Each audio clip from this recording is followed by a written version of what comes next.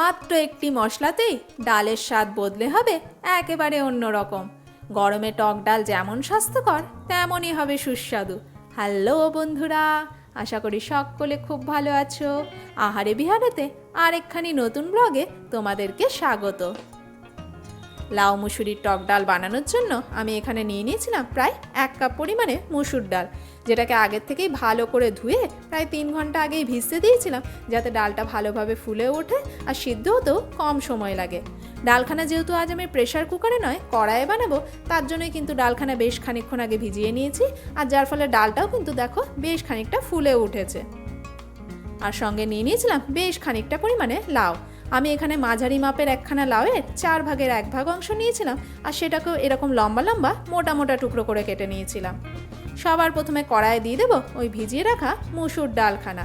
Pressure কুকারের বদলে কড়াইয়ে যদি ডাল রান্না করা হয়ে থাকে, সেই ডালের স্বাদই কিন্তু হয় একেবারে আলাদা। আর দিয়ে দিলাম ওই টুকরো করে রাখা লাউটা।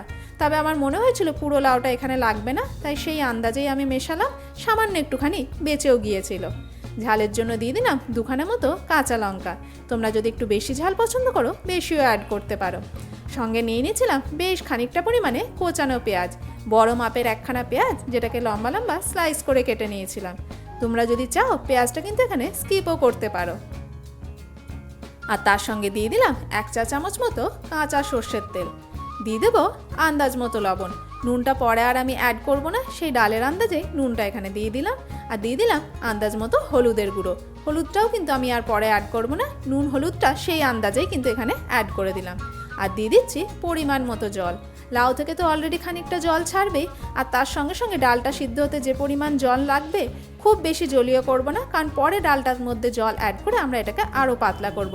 তাই সেই আন্দাজে আমি জলটা এখানে অ্যাড করলাম। তবে তোমাদের যদি মাঝখানে কম মনে হয়, চাইলেই কিন্তু অ্যাড করতে পারো। সমস্তটাকে দিয়ে ভালো করে মিশিয়ে গ্যাসের ফ্লেম অন করে বসিয়ে দেবো সিদ্ধ হতে।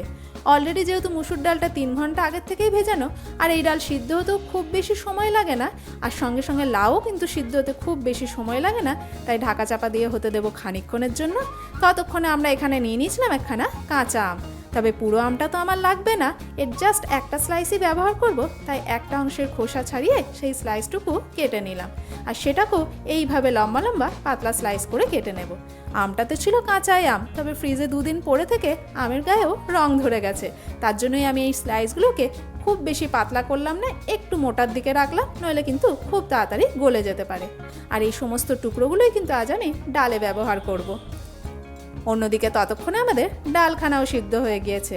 ডালটা সিদ্ধ হতেও মোটামুটি 10 থেকে 12 মিনিটই সময় লেগেছিল। ডালটা তো এখানে ভালোভাবে সিদ্ধ হয়ে গেছে, তবে লাউটা এখানে পুরোপুরি এখনও সিদ্ধ হয়নি। যেটুকু অংশ হতে বাকি আছে সেটা আমরা বাকি রান্নার প্রসেসে করে নেব। ডালখানা নামিয়ে এরপর এর ছোক লাগানোর জন্য বসিয়ে দিলাম আর একখানা কড়াই। তাতে দিয়ে দিলাম সামান্য একটুখানি সর্ষের তেল, আর তেলটা গরম হলে দিয়ে দেবো 1 চা চামচের থেকে একটুখানি কম কালো সর্ষে। সর্ষেটা একটুখানি ক্র্যাকেল হলেই তার মধ্যে দিয়ে দেবো 2খানা মতো শুকনো লঙ্কা।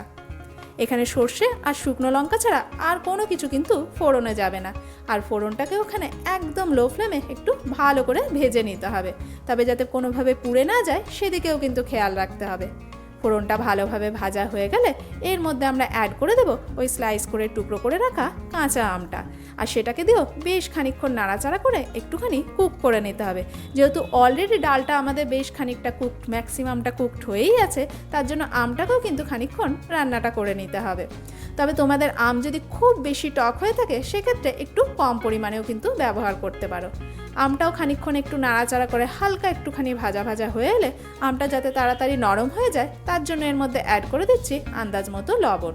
আর এই নুনটাতে আমের টকটাকে যেমন ব্যালেন্স করবে, ঠিক তেমনই যদি ডালের মধ্যে সামান্য একটুখানি নুন কমও হয়, সেটাও কিন্তু একদম পারফেক্ট নিয়ে আসবে। নুনটা দেওয়ার পরে নাড়াচাড়া করতে করতেই দেখবে আমটাও কিন্তু একদম নরম হয়ে এসছে, আর তখনই এর মধ্যে অ্যাড করে দেবো আমাদের ওই সিদ্ধ করে রাখা ডালটাকে দিয়েও খুব ভালোভাবে মিক্স আপ করে নেব।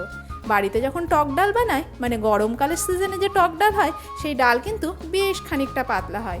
শীতকালে ডালের ডিমান্ড যেমন গাঢ় থাকে, মানে সেখানে লাউ ডালই বলো চাই সবজি ডাল, সেটা যেমন ভীষণই পুরু হয়, গরমের ডাল কিন্তু ভীষণই পাতলা হয়। তার জন্য অ্যাড করে দিলাম কড়াই ধুয়ে বেশ খানিকটা পরিমাণে জল, আর সেটাকে দিয়েও ভালোভাবে মিশিয়ে আমি ঢাকা চাপা ছাড়াই এটাকে আরও বলতে পারো 10 থেকে 12 মিনিট মতো ফুটতে দেবো, যাতে লাউটা ভালোভাবে সিদ্ধ হয়ে আসে আর ডালের ঝোলটাও একটুখানি কমে আসে। গরমের ডাল কিন্তু পাতলার দিকেই হয়, তবে যদি শুধু টক ডাল বানিয়ে থাকো সেক্ষেত্রে ডালটা একটু ঘন করতে হবে। আমার যেহেতু এখানে লাউ মেশানো আছে, তাই সেই তুলনায় কনসিস্টেন্সিটা আমি একটুখানি কমই রাখবো। ডালটাকে আরও 5 মিনিট মতো মনে হচ্ছে ফুটতে দিতে হবে, তাতে এটা আর একটুখানি ঘন হয়ে আসবে। আরও 5 মিনিট হওয়ার পর ডালটা যখন দেখো আর একটুখানি ঘন হয়ে আসছে, তখন এর মধ্যে অ্যাড করে দিচ্ছে এই স্পেশাল মশলাখানা, যেটা ছিল ভাজা মৌরির গুঁড়ো। মৌরিটাকে জাস্ট শুকনো খোলা একটুখানি ড্রাই রোস্ট করেছিলাম। সুন্দর একটা গন্ধ উঠলে গ্যাসের ফ্লেম অফ করে সেটাকে নামিয়ে ঠান্ডা করে গুঁড়ো করে নিয়েছিলাম, আর সেটাও দিয়ে দিলাম 1 চা চামচ মতো। আর মৌরি গুঁড়োটা দেওয়ার সঙ্গে সঙ্গে গ্যাসের ফ্লেম কিন্তু অফ করে দেবো, আর খুব ভালোভাবে মিক্স আপ করে নেব। এই ডালে কিন্তু আমি কোনো রকম মশলা ব্যবহার করিনি, এমনকি টক ডালে কোনো চিনিও কিন্তু ব্যবহার করিনি, কিন্তু সবার শেষে যে মৌরি গুঁড়োটা ব্যবহার করলাম সেটার জন্য ডালের ফ্লেভার যেমন সুন্দর আসবে, তার সঙ্গে সঙ্গে টকটাকেও ব্যালেন্স করবে। আর এই মৌরির গন্ধটা যাতে সুন্দরভাবে ডাল অ্যাবজর্ব করে নেয়, তার জন্য এখানে 7 থেকে 8 মিনিট মতো এটাকে একটুখানি চাপা দিয়ে রেখে দেবো, যাতে গন্ধটা ভালোভাবে ডালের মধ্যে চলে আসে। বন্ধুরা, ডালের এখানে কনসিস্টেন্সিটা দেখায় আমাদের বাড়িতে কিন্তু গরমে টক ডাল বানালে এই রকমই পাতলা ঝোল টাইপের বানানো হয়ে থাকে, যেটা গরম ভাতের সাথে খেতে লাগে কিন্তু অসাধারণ। কোনো বিনা মশলা ছাড়াই খুব তাড়াতাড়ি শুধুমাত্র ভাজা মৌরির গুঁড়ো দিয়ে টক ডালের মধ্যে এত সুন্দর স্বাদ আসবে, যেটা না খেলে কিন্তু বিশ্বাসই হবে না।